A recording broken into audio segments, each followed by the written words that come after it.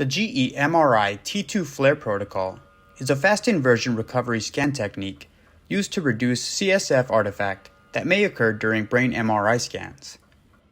Cerebrospinal fluid can cause artifact in brain MRI scans when non-inverted CSF enters into the scan field of view.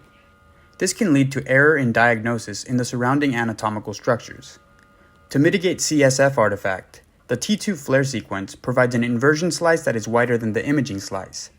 To maintain CSF signal suppression, the repetition time must be at least 3 to 4 times the value of the inversion time.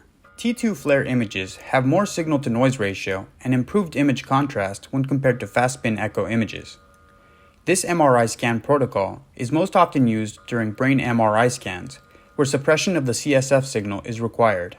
Now that we've discussed the clinical applications of the GE MRI T2 FLAIR sequence, let's listen in to a quick sample.